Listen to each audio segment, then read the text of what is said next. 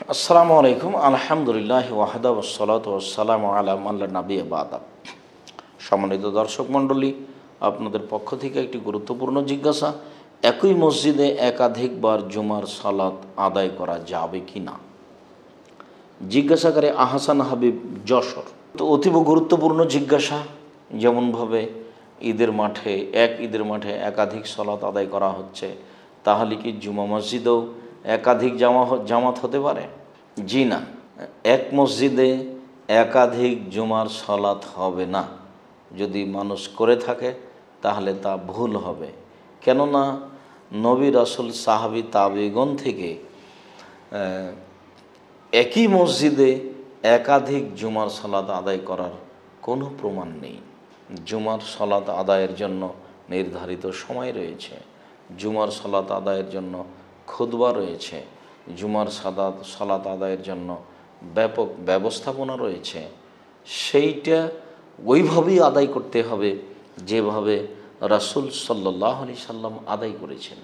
যদি কোনো মসজিদে একাধিকবার, একবার দুইবার জুমার সালাত হয়, তাহলে এই উজ্জ্বল শরীয়তে তা স্পষ্ট বিদআত। আয়েশা রাদিয়াল্লাহু তাআলা আনহা বলেন, রাসূল সাল্লাল্লাহু আলাইহি সাল্লাম বলেছেন, মান আহাদাসা ফি আমরিনা হাযা মা লাইসা মিনহু ফাহুয়া রাদ্দুন।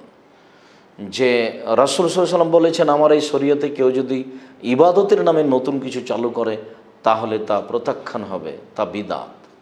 আবু হুরায়রা রাদিয়াল্লাহু তাআলা আনহু বলেন, রাসূল সাল্লাল্লাহু আলাইহি সাল্লাম বলেছেন, মান আমিলা আমালান লাইসা আলাইহি আমরুনা, কেউ যদি কোনো আমল করে তাতে যদি আমার কোনো নির্দেশনা না থাকে, ফাহুয়া রাদ্দুন, তাহলে তা পরিত্যাজ্য।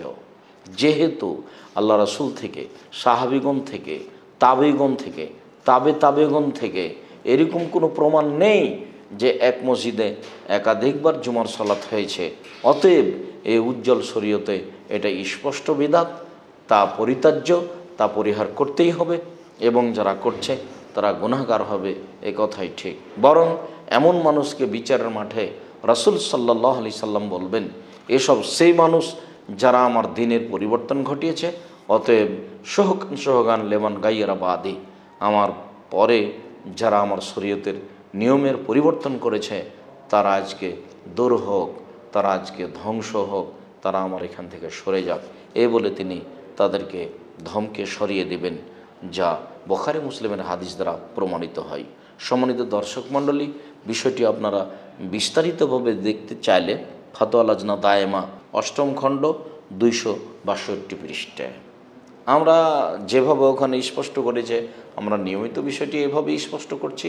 আবারও আপনাদেরকে বললাম যে একই মসজিদে একাধিক জুমার সালাত বিদআত। ঠিক অনুরূপী একই ঈদের মাঠে একাধিকভাবে সালাত আদায় করা যাবে না, এরকম পদ্ধতি রাসূল সাল্লাল্লাহু আলাইহি সাল্লামের পক্ষ থেকে পাওয়া যায় না।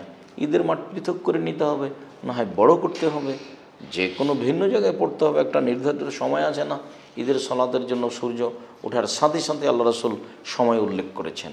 নিজের মতো ৮টা, ৯টা, 10টা, 11টা এভাবে পড়তে থাকতে হবে, এটা নয়। ঈদের মাঠ কীভাবে সাজাতে হবে দেখেন, জোর করে কিছু বলা একটা জিনিস, আর রাসূল সাল্লাল্লাহু আলাইহি সাল্লামের পদ্ধতি অনুযায়ী করা আরেকটা জিনিস।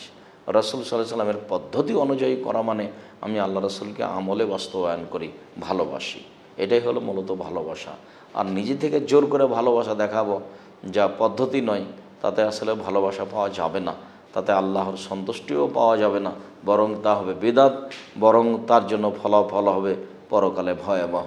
আল্লাহ তুমি আমাদেরকে এ ধরনের বিদআত থেকে রক্ষা করো, আল্লাহুম্মা আমিন।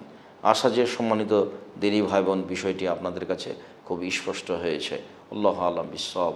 ওয়া সাল্লাল্লাহু আলা নবী ওয়া সাল্লাম। আসসালামু আলাইকুম।